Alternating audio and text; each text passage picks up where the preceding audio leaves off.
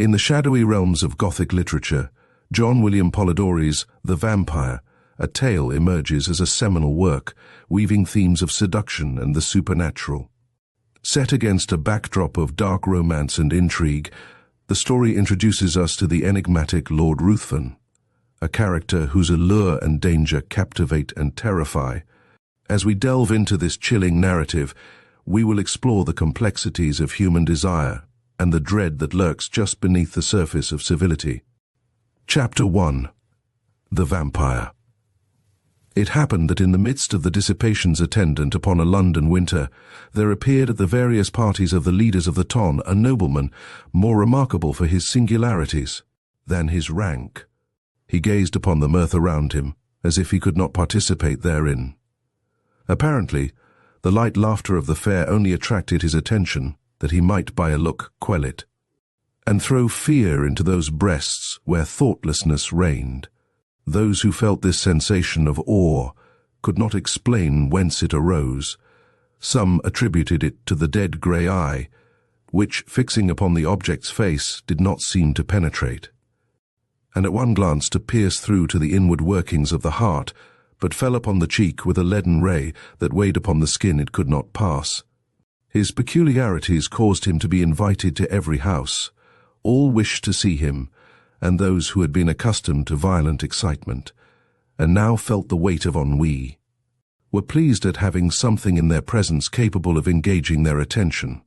In spite of the deadly hue of his face, which never gained a warmer tint, either from the blush of modesty or from the strong emotion of passion, though its form and outline were beautiful, many of the female hunters after notoriety attempted to win his attentions, and gain at least some marks of what they might term affection. Lady Mercer, who had been the mockery of every monster shewn in drawing-rooms since her marriage, threw herself in his way, and did all but put on the dress of a mountebank. To attract his notice, though in vain when she stood before him, though his eyes were apparently fixed upon hers, still it seemed as if they were unperceived. Even her unappalled impudence was baffled, and she left the field. But though the common adulteress could not influence even the guidance of his eyes, it was not that the female sex was indifferent to him.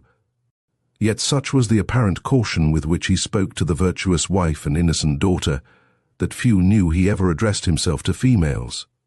He had, however, the reputation a winning tongue, and whether it was that it even overcame the dread of his singular character, or that they were moved by his apparent hatred of vice, he was as often among those females who form the boast of their sex from their domestic virtues, as among those who sully it by their vices. About the same time, there came to London a young gentleman of the name of Aubrey. He was an orphan, left with an only sister in the possession of great wealth, by parents who died while he was yet in childhood.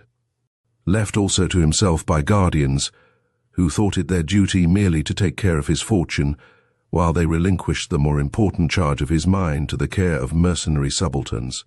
He cultivated more his imagination than his judgment. He had, hence, that high romantic feeling of honor and candor, which daily ruins so many milliners' apprentices. He believed all to sympathize with virtue, and thought that vice was thrown in by Providence merely for the picturesque effect of the scene.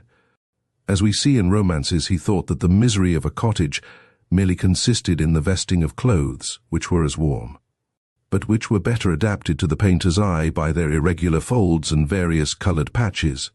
He thought, in fine, that the dreams of poets were the realities of life. He was handsome, frank, and rich. For these reasons, upon his entering into the gay circles, many mothers surrounded him, striving which should describe with least truth their languishing or romping favorites. The daughters at the same time, by their brightening countenances when he approached, and by their sparkling eyes when he opened his lips, soon led him into false notions of his talents and his merit. Attached as he was to the romance of his solitary hours, he was startled at finding that, except in the tallow and wax candles that flickered, not from the presence of a ghost, but from want of snuffing, there was no foundation in real life for any of that congeries of pleasing pictures and descriptions contained in those volumes from which he had formed his study.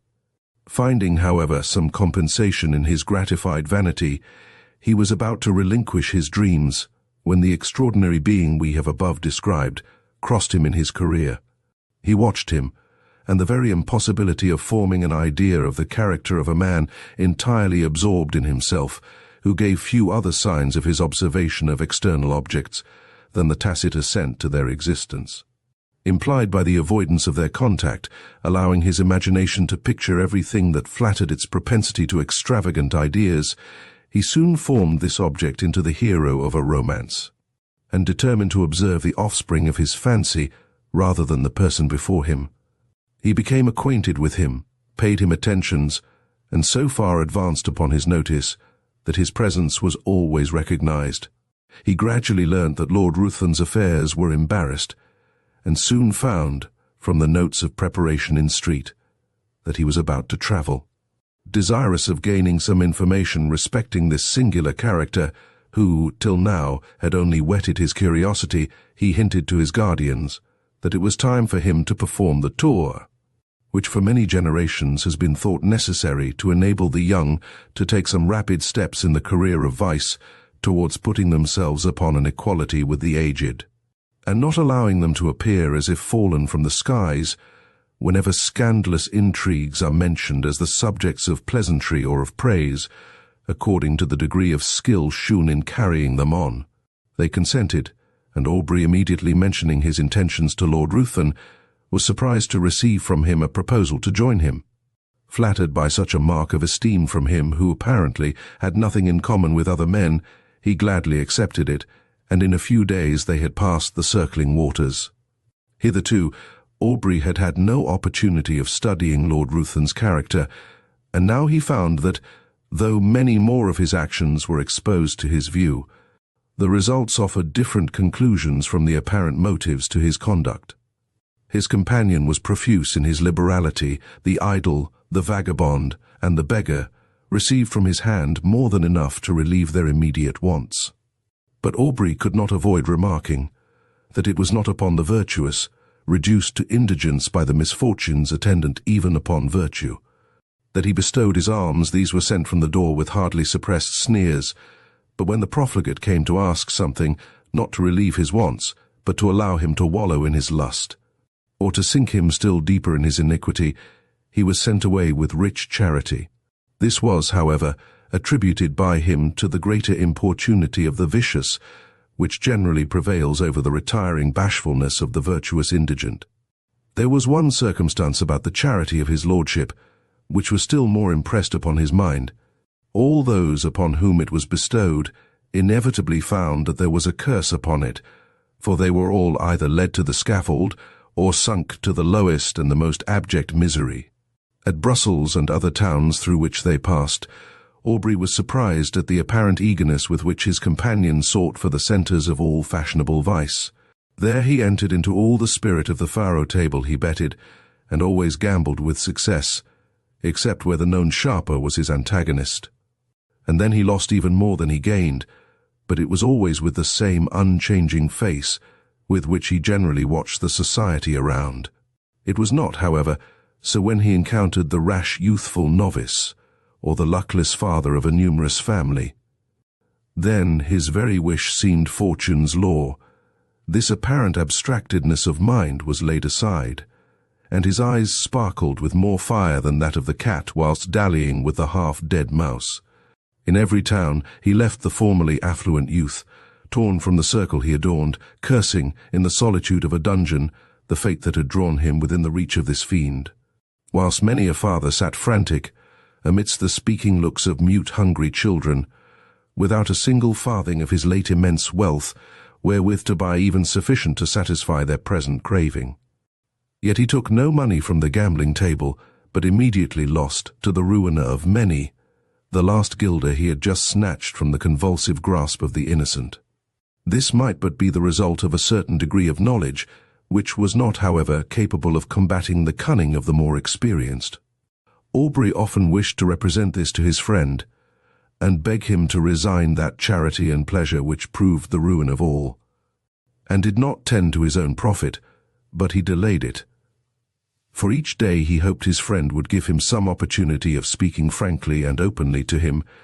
However, this never occurred. Lord Ruthven in his carriage, and amidst the various wild and rich scenes of nature, was always the same. His eye spoke less than his lip, and though Aubrey was near the object of his curiosity, he obtained no greater gratification from it than the constant excitement of vainly wishing to break that mystery, which to his exalted imagination began to assume the appearance of something supernatural. They soon arrived at Rome, and Aubrey for a time lost sight of his companion.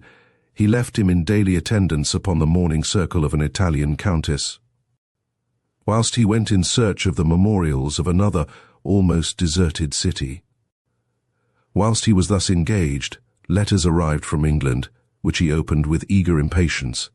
The first was from his sister, breathing nothing but affection. The others were from his guardians. The latter astonished him.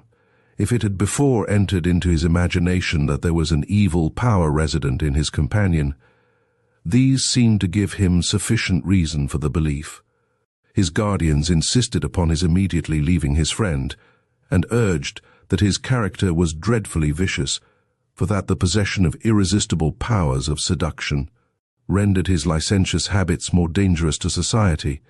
It had been discovered that his contempt for the adulteress had not originated in hatred of her character, but that he had required, to enhance his gratification, that his victim, the partner of his guilt, should be hurled from the pinnacle of unsullied virtue down to the lowest abyss of infamy and degradation. In fine, that all those females whom he had sought, apparently on account of their virtue, had, since his departure, thrown even the mask aside, and had not scrupled to expose the whole deformity of their vices to the public gaze. Aubrey determined upon leaving one whose character had not yet shown a single bright point on which to rest the eye. He resolved to invent some plausible pretext for abandoning him altogether, purposing, in the meanwhile, to watch him more closely and to let no slight circumstances pass by unnoticed. He entered into the same circle, and soon perceived that his lordship was endeavouring to work upon the inexperience of the daughter of the lady whose house he chiefly frequented. In Italy, it is seldom that an unmarried female is met with in society. He was therefore obliged to carry on his plans in secret. But Aubrey's eye followed him in all his windings, and soon discovered that an assignation had been appointed, which would most likely end in the ruin of an innocent, though thoughtless girl. Losing no time, he entered the apartment of Lord Ruthven, and abruptly asked him his intentions with respect to the lady, informing him at the same time that he was aware of his being about to meet her that very night. Lord Ruthven answered that his intentions were such as he supposed all would have upon such an occasion, and upon being pressed whether he intended to marry her, merely laughed. Aubrey retired, and immediately writing a note to say that from that moment he must decline accompanying his lordship in the remainder of their proposed tour, he ordered his servant to seek other apartments, and calling upon the mother of the lady, informed her of all he knew, not only with regard to her daughter, but also concerning the character of his lordship. The assignation was prevented.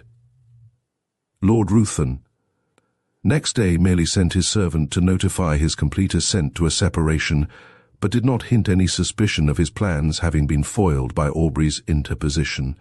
Having left Rome, Aubrey directed his steps towards Greece, and crossing the peninsula, soon found himself at Athens. He then fixed his residence in the house of a Greek, and soon occupied himself in tracing the faded records of ancient glory upon monuments that apparently, ashamed of chronicling the deeds of freemen only before slaves, had hidden themselves beneath the sheltering soil or many-coloured lichen. Under the same roof as himself existed a being so beautiful and delicate that she might have formed the model for a painter wishing to portray on canvas the promised hope of the faithful in Mahomet's paradise, save that her eyes spoke too much mind for anyone to think she could belong to those who had no souls. As she danced upon the plain or tripped along the mountain's side, one would have thought the gazelle a poor type of her beauties. For who would have exchanged her eye, apparently the eye of animated nature, for that sleepy, luxurious look of the animal suited but to the taste of an epicure? The light step of Ianthe often accompanied Aubrey in his search after antiquities, and often would the unconscious girl, engaged in the pursuit of a cashmere butterfly, show the whole beauty of her form, floating as it were upon the wind, to the eager gaze of him who forgot the letters he had just deciphered upon an almost effaced tablet, in the contemplation of her sylph-like figure. Often would her tresses falling, as she flitted around, exhibit in the sun's ray such delicately brilliant and swiftly fading hues, it might well excuse the forgetfulness of the antiquary, who let escape from his mind the very object he had before thought of vital importance to the proper interpretation of a passage in Pausanias. But why attempt to describe charms which all feel, but none can appreciate? It was innocence, youth, and beauty, unaffected by crowded drawing rooms and stifling balls. Whilst he drew those remains of which he wished to preserve a memorial for his future hours, she would stand by and watch the magic effects of his pencil. In tracing the scenes of her native place, she would then describe to him the circling dance upon the open plain, would paint to him in all the glowing colours of youthful memory the marriage pomp she remembered viewing in her infancy, and then, turning to subjects that had evidently made a greater impression upon her mind, would tell him all the supernatural tales of her nurse. Her earnestness and apparent belief of what she narrated excited the interest even of Aubrey, and often as she told him the tale of the living vampire who had passed years amidst his friends and dearest ties, forced every year, by feeding upon the life of a lovely female to prolong his existence for the ensuing months, his blood would run cold. Whilst he attempted to laugh her out of such idle and horrible fantasies, but Ianthe cited to him the names of old men who had at last detected one living among themselves, after several of their near relatives and children had been found marked with the stamp of the fiend's appetite. And when she found him so incredulous, she begged of him to believe her, for it had been remarked that those who had dared to question their existence always had some proof given, which obliged them, with grief and heartbreaking, to confess it was true. She detailed to him the traditional appearance of these monsters, and his horror was increased by hearing a pretty accurate description of Lord Ruthven.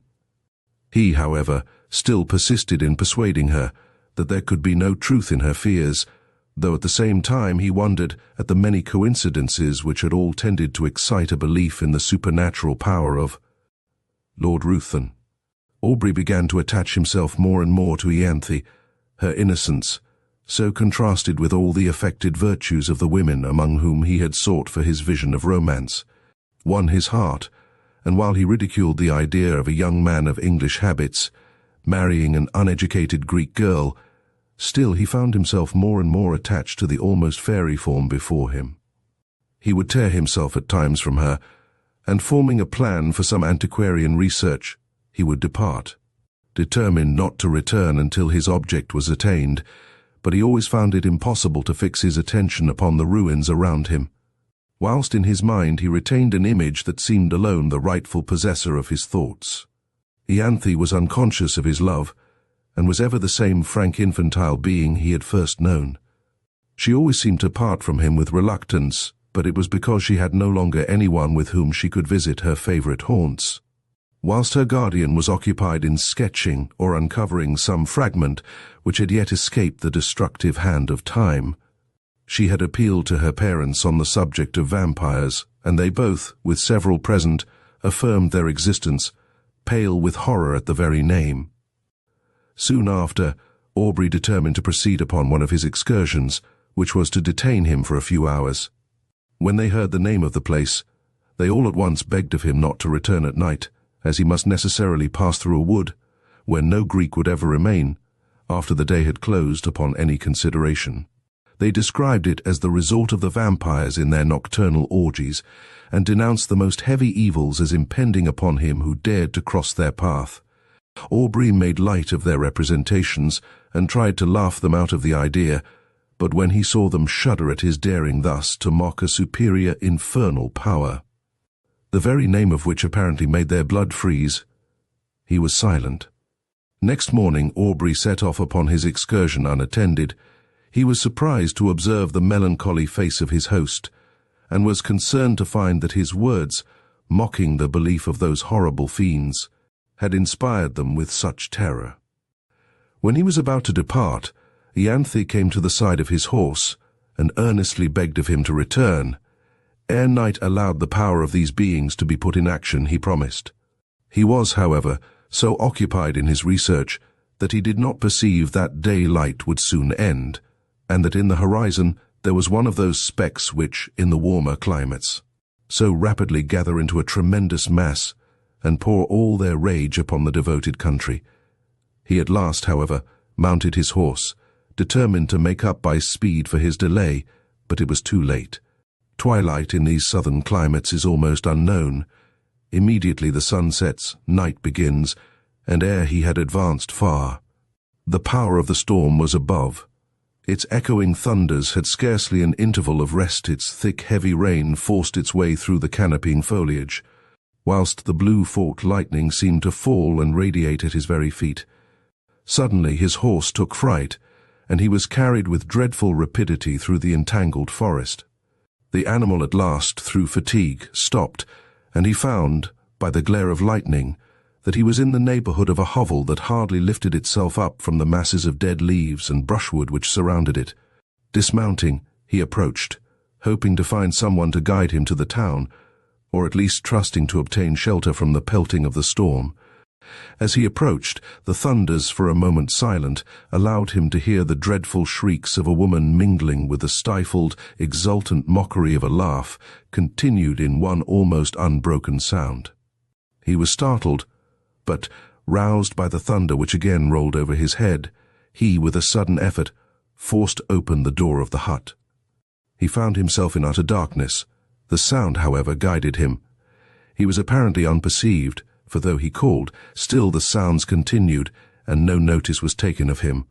He found himself in contact with someone, whom he immediately seized, when a voice cried, "Again baffled!"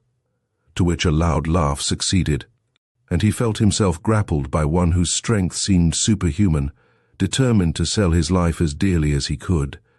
He struggled, but it was in vain. He was lifted from his feet and hurled with enormous force against the ground. His enemy threw himself upon him, and kneeling upon his breast, had placed his hands upon his throat, when the glare of many torches penetrating through the hole that gave light in the day, disturbed him. He instantly rose, and leaving his prey, rushed through the door, and in a moment the crashing of the branches, as he broke through the wood, was no longer heard.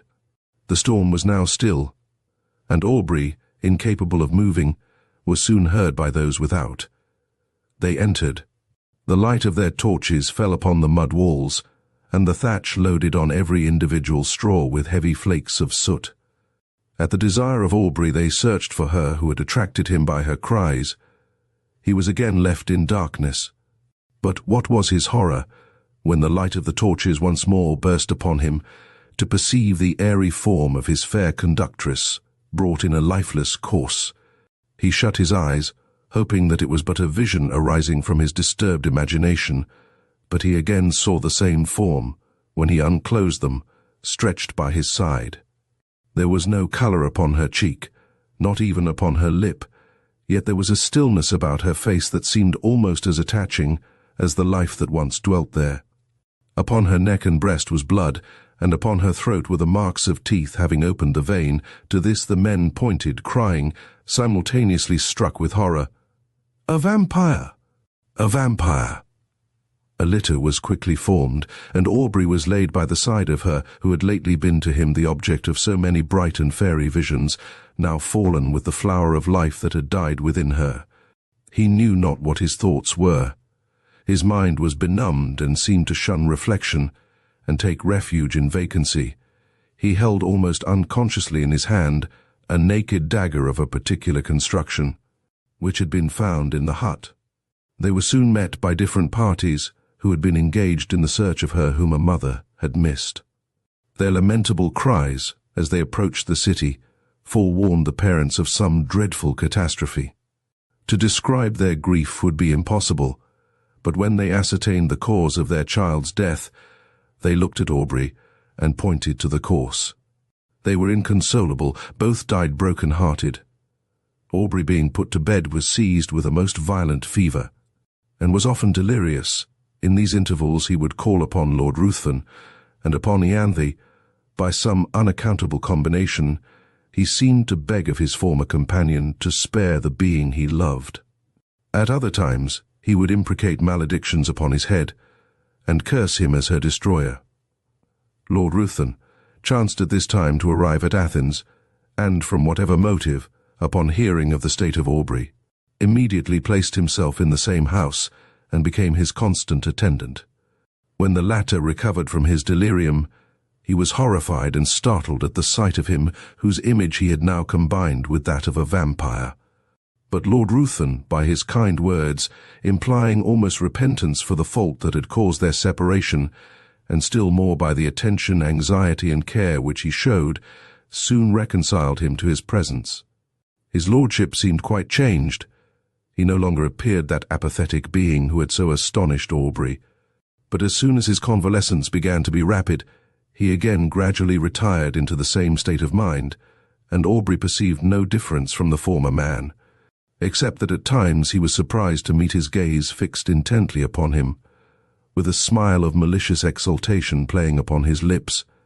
He knew not why, but this smile haunted him.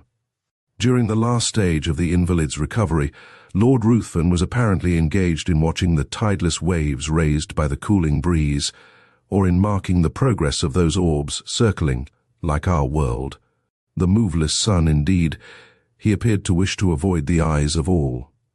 Aubrey's mind by this shock was much weakened, and that elasticity of spirit which had once so distinguished him now seemed to have fled forever. He was now as much a lover of solitude and silence as Lord Ruthven, but much as he wished for solitude, his mind could not find it in the neighborhood of Athens. If he sought it amidst the ruins he had formerly frequented, Ianthe's form stood by his side.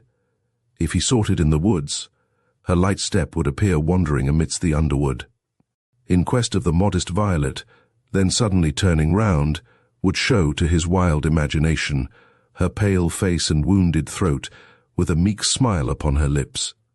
He determined to fly scenes, every feature of which created such bitter associations in his mind.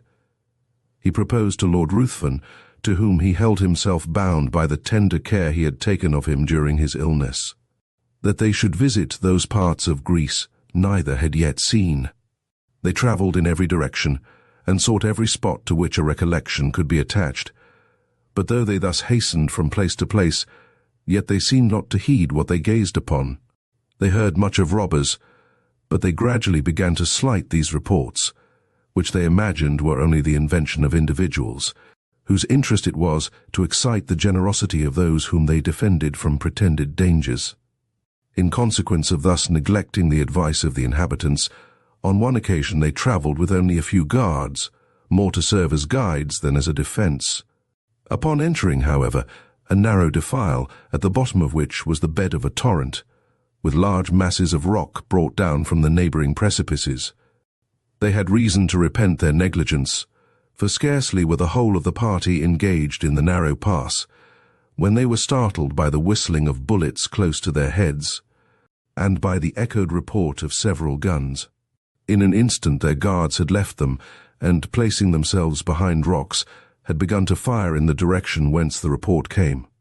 Lord Ruthven and Aubrey, imitating their example, retired for a moment behind the sheltering turn of the defile, but ashamed of being thus detained by a foe who with insulting shouts bade them advance, and being exposed to unresisting slaughter, if any of the robbers should climb above and take them in the rear. They determined at once to rush forward in search of the enemy.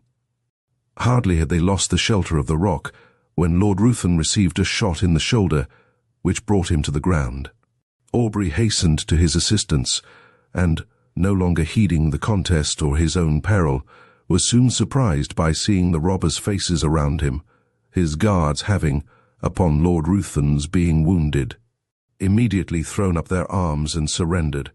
By promises of great reward, Aubrey soon induced them to convey his wounded friend to a neighbouring cabin, and having agreed upon a ransom, he was no more disturbed by their presence, they being content merely to guard the entrance till their comrade should return with the promised sum, for which he had an order. Lord Ruthven's strength rapidly decreased. In 2 days mortification ensued, and death seemed advancing with hasty steps. His conduct and appearance had not changed. He seemed as unconscious of pain as he had been of the objects about him. But towards the close of the last evening, his mind became apparently uneasy, and his eye often fixed upon Aubrey, who was induced to offer his assistance with more than usual earnestness. "Assist me. You may save me. You may do more than that. I mean, not my life. I heed the death of my existence as little as that of the passing day, but you may save my honor, your friend's honor." "How? Tell me how."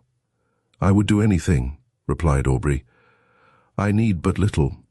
My life ebbs apace. I cannot explain the whole, but if you would conceal all you know of me, my honor were free from stain in the world's mouth, and if my death were unknown for some time in England, but life, it shall not be known." "Swear," cried the dying man, raising himself with exultant violence. "Swear by all your soul reveres, by all your nature fears, swear that. For a year and a day you will not impart your knowledge of my crimes or death to any living being in any way, whatever may happen, or whatever you may see." His eyes seemed bursting from their sockets. "I swear," said Aubrey. He sunk laughing upon his pillow, and breathed no more. Aubrey retired to rest, but did not sleep. The many circumstances attending his acquaintance with this man rose upon his mind, and he knew not why. When he remembered his oath, a cold shivering came over him, as if from the presentiment of something horrible awaiting him. Rising early in the morning, he was about to enter the hovel in which he had left the corpse, when a robber met him, and informed him that it was no longer there, having been conveyed by himself and comrades. Upon his retiring to the pinnacle of a neighbouring mount, according to a promise they had given his lordship, that it should be exposed to the first cold ray of the moon that rose after his death, Aubrey, astonished, and taking several of the men, determined to go and bury it upon the spot where it lay. But when he had mounted to the summit, he found no trace of either the corpse or the clothes, though the robbers swore they pointed out the identical rock on which they had laid the body. For a time his mind was bewildered in conjectures, but he at last returned, convinced that they had buried the corpse for the sake of the clothes. Weary of a country in which he had met with such terrible misfortunes, and in which all apparently conspired to heighten that superstitious melancholy that had seized upon his mind, he resolved to leave it, and soon arrived at Smyrna. While waiting for a vessel to convey him to Otranto, or to Naples, he occupied himself in arranging those effects he had with him belonging to Lord Ruthven. Amongst other things, there was a case containing several weapons of offence, more or less adapted to ensure the death of the victim. There were several daggers and atagans. Whilst turning them over and examining their curious forms, what was his surprise at finding a sheath apparently ornamented in the same style as the dagger discovered in the fatal. He shuddered, hastening to gain further proof. He found the weapon, and his horror may be imagined when he discovered that it fitted, though peculiarly shaped, the sheath he held in his hand. His eyes seemed to need no further certainty. They seemed gazing to be bound to the dagger, yet still he wished to disbelieve. But the particular form, the same varying tints upon the haft and sheath, were alike in splendour on both, and left no room for doubt. There were also drops of blood on each. He left Smyrna, and on his way home, at Rome, his first inquiries were concerning the lady he had attempted to snatch from Lord Ruthven's seductive arts. Her parents were in distress, their fortune ruined, and she had not been heard of since the departure of his lordship. Aubrey's mind became almost broken under so many repeated horrors. He was afraid that this lady had fallen a victim to the destroyer of Ianthe. He became morose and silent, and his only occupation consisted in urging the speed of the postilions, as if he were going to save the life of someone he held dear. He arrived at Calais. A breeze, which seemed obedient to his will, soon wafted him to the English shores, and he hastened to the mansion of his fathers, and there, for a moment, appeared to lose, in the embraces and caresses of his sister, all memory of the past. If she before, by her infantine caresses, had gained his affection, now that the woman began to appear, she was still more attaching as a companion.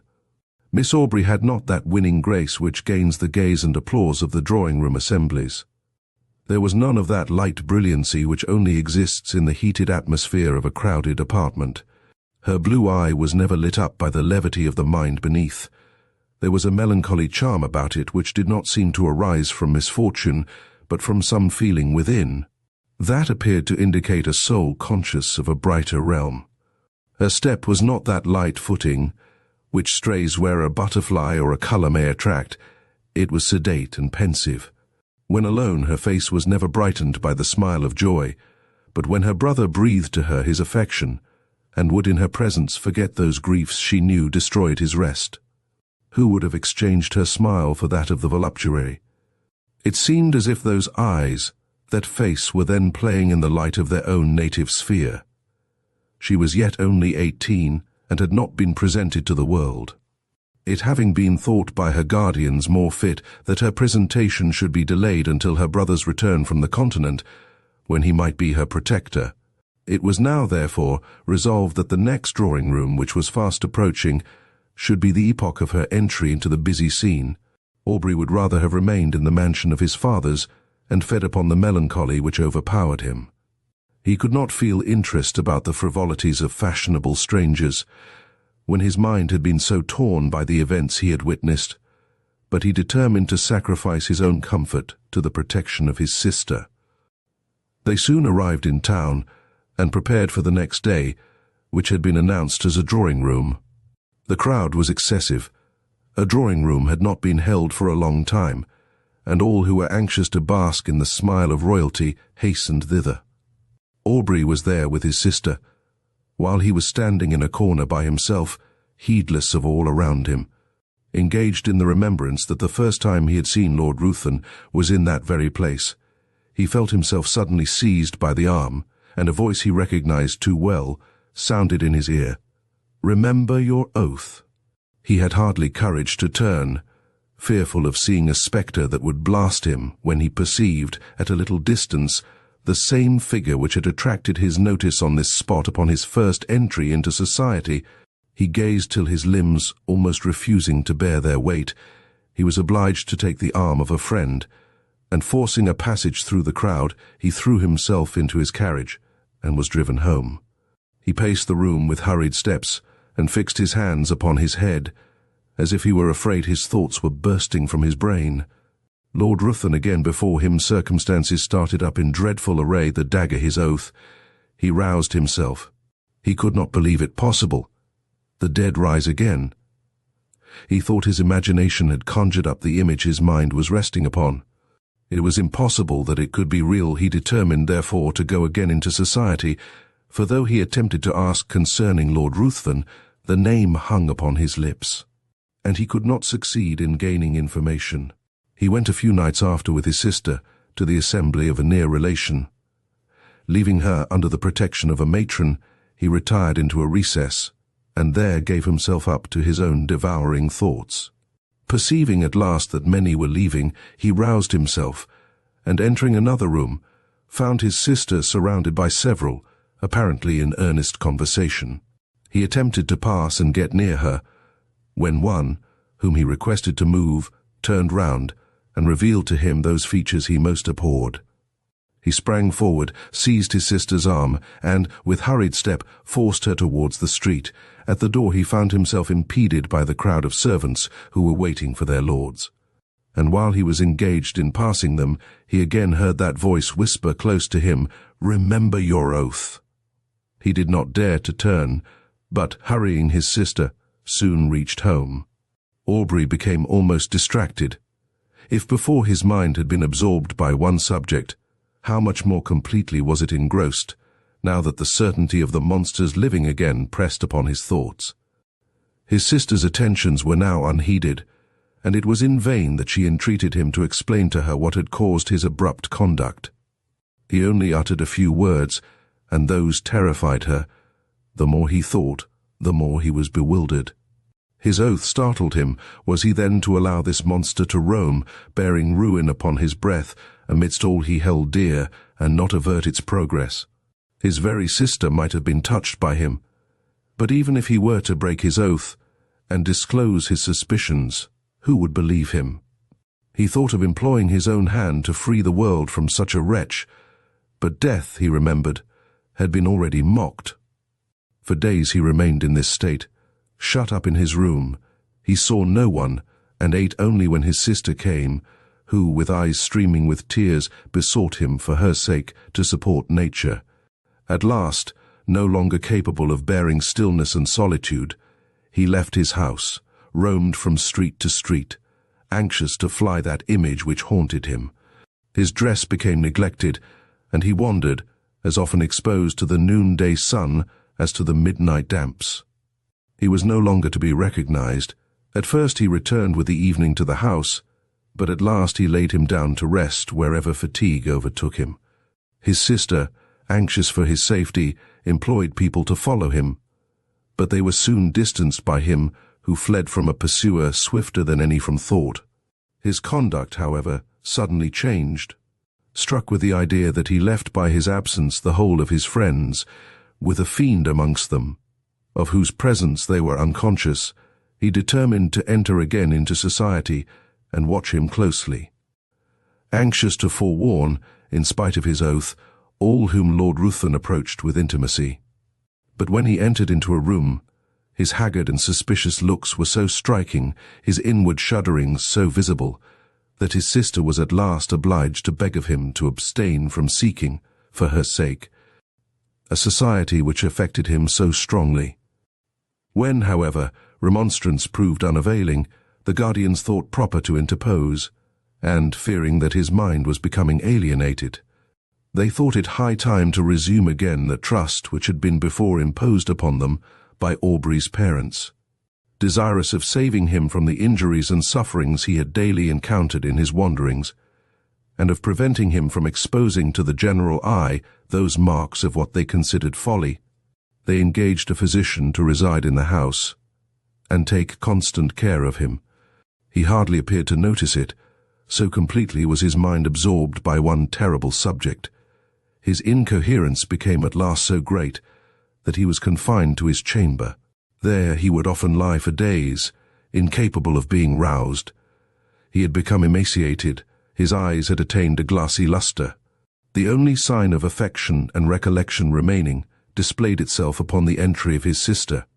Then he would sometimes start, and seizing her hands, with looks that severely afflicted her, he would desire her not to touch him. "Oh, do not touch him, if your love for me is aught, do not go near him." When, however, she inquired to whom he referred, his only answer was, "True, true," and again he sank into a state whence not even she could rouse him. This lasted many months. Gradually, however, as the year was passing, his incoherences became less frequent, and his mind threw off a portion of its gloom, whilst his guardians observed that several times in the day he would count upon his fingers a definite number, and then smile. The time had nearly elapsed when, upon the last day of the year, one of his guardians entering his room began to converse with his physician upon the melancholy circumstance of Aubrey's being in so awful a situation, when his sister was going next day to be married. Instantly Aubrey's attention was attracted. He asked anxiously to whom. Glad of this mark of returning intellect, of which they feared he had been deprived, they mentioned the name of the Earl of Marsden. Thinking this was a young earl whom he had met with in society, Aubrey seemed pleased, and astonished them still more by his expressing his intention to be present at the nuptials, and desiring to see his sister. They answered not, but in a few minutes his sister was with him. He was apparently again capable of being affected by the influence of her lovely smile, for he pressed her to his breast and kissed her cheek, wet with tears, flowing at the thought of her brothers being once more alive to the feelings of affection. He began to speak with all his wonted warmth, and to congratulate her upon her marriage with a person so distinguished for rank and every accomplishment, when he suddenly perceived a locket upon her breast. Opening it, What was his surprise at beholding the features of the monster who had so long influenced his life? He seized the portrait in a paroxysm of rage and trampled it underfoot. Upon her asking him why he thus destroyed the resemblance of her future husband, he looked as if he did not understand her, then seizing her hands, and gazing on her with a frantic expression of countenance, he bade her swear that she would never wed this monster. But he could not advance. It seemed as if that voice again bade him remember his oath. He turned suddenly round, thinking Lord Ruthven was near him, but saw no one. In the meantime, the guardians and physician, who had heard the whole, and thought this was but a return of his disorder, entered, and forcing him from Miss Aubrey, desired her to leave him. He fell upon his knees to them, he implored, he begged of them to delay but for one day. They, attributing this to the insanity they imagined had taken possession of his mind, endeavoured to pacify him, and retired. Lord Ruthven had called the morning after the drawing-room, and had been refused with everyone else. When he heard of Aubrey's ill health, he readily understood himself to be the cause of it, but when he learned that he was deemed insane, his exultation and pleasure could hardly be concealed from those among whom he had gained this information.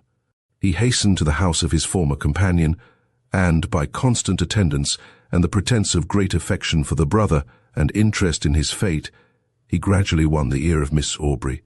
Who could resist his power? His tongue had dangers and toils to recount, could speak of himself as of an individual having no sympathy with any being on the crowded earth, save with her to whom he addressed himself, could tell how, since he knew her, his existence had begun to seem worthy of preservation, if it were merely that he might listen to her soothing accents. In fine, he knew so well how to use the serpent's art, or such was the will of fate, that he gained her affections. The title of the elder branch falling at length to him, he obtained an important embassy, which served as an excuse for hastening the marriage, in spite of her brother's deranged state, which was to take place the very day before his departure for the continent.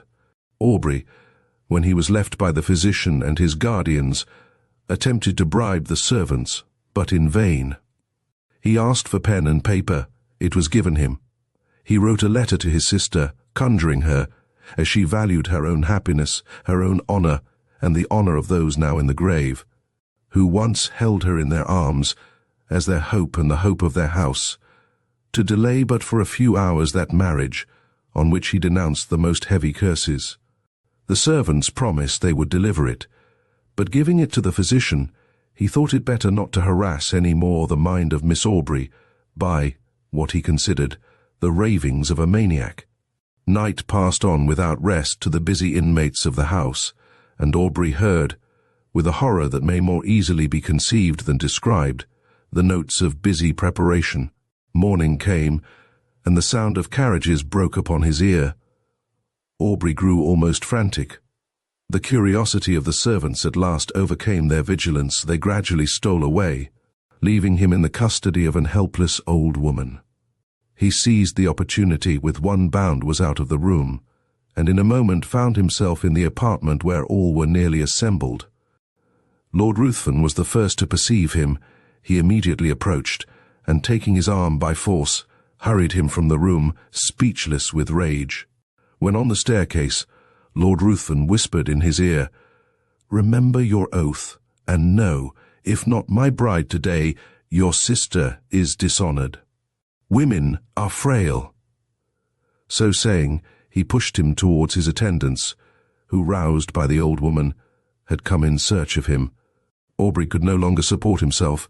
His rage, not finding vent, had broken a blood vessel, and he was conveyed to bed. This was not mentioned to his sister, who was not present when he entered, as the physician was afraid of agitating her. The marriage was solemnized, and the bride and bridegroom left London. Aubrey's weakness increased. The effusion of blood produced symptoms of the near approach of death.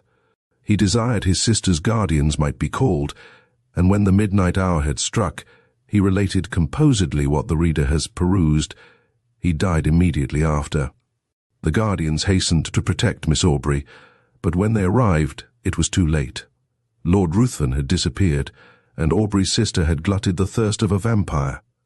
As the tale concludes, we are left to ponder the haunting legacy of Lord Ruthven and the chilling implications of his vampiric existence. Polidori's masterful storytelling not only captivates, but also challenges our understanding of morality, desire, and the supernatural. In this exploration of the dark corners of the human psyche, The Vampyre remains a poignant reminder of the thin line between fascination and horror. Thank you for joining us on this journey into the night.